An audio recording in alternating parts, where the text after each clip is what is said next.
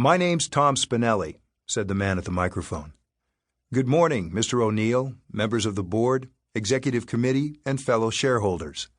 I would like to apologize in advance if my voice appears to be too loud. The reason is because I have subjective tinnitus. It's a hearing disorder." Spinelli was in the auditorium of Merrill Lynch's sprawling corporate center outside Princeton, New Jersey, on the occasion of the company's annual meeting on April 27, 2007. Merrill Lynch's chief executive, Stan O'Neill, had just reviewed the 93-year-old firm's record-breaking results in 2006 for his audience. The company he had led since 2002 posted $7.3 billion in profits for the previous year, dwarfing the 2005 earnings of $5 billion, which were also a record. O'Neill could now bask in the glow of his success and soak up the praise bestowed by Spinelli and other investors. "I would like to emphasize that I've been an employee, client, and shareholder for over 35 years, Spinelli continued. "I do know that during your tenure here at Merrill Lynch, I have discovered a wealth of new products and services, unlike anything I've ever seen in the past. As a client, it has enabled me to take full advantage of so many excellent investment opportunities in the marketplace. I am now in a position to provide a much more secure financial future for members of my family and myself.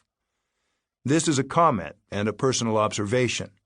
I neither have the inclination or frame of mind to put you in an awkward position. However, it should be stated that thanks to your knowledge, skills, superb leadership, and the expertise of designated members of the executive committee, Merrill is now back and in excellent competitive form."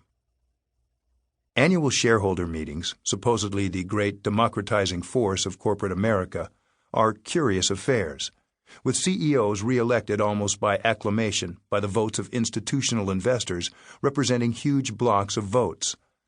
The few individual shareholders who do attend often fall into one of two categories: activists agitating for change, and well-meaning individuals entranced by the prospect of getting themselves in front of a microphone before a captive audience.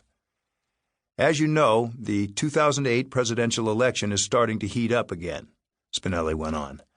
"I'm convinced that the Democrats will win back the White House in the aforementioned election. Under our new presidential administration, I am confident that you will be called upon by our president-elect to serve as an elite member of his or her new cabinet. It would be similar to what late President Ronald Reagan did for former chairman and CEO of Merrill Lynch, Don Regan, in 1980, who quietly slipped away in 2003. If you accept to do for your country what you have done for Merrill Lynch, I would no longer just be a content American. I would be a proud American. Thank you, and have a nice day." O'Neill smiled at this bouquet of gushing praise. "Just the opposite of being too loud," the CEO said facetiously, pretending not to hear. "If you would say that again, I'm not sure I caught all of it." The audience broke up in laughter. "Thank you very much for your comments," O'Neill continued. "And I have no intention of going anywhere, I'm afraid, because this is where I want to be. Thank you." The annual meeting ended, and O'Neill exulted in his achievements. He had single-handedly, it seemed, rescued Merrill Lynch from irrelevance and established himself as one of the most successful CEOs on Wall Street and in corporate America. Leaving the conference center, O'Neill would join his directors for a board meeting at the Nassau Inn in Princeton, just a short drive away.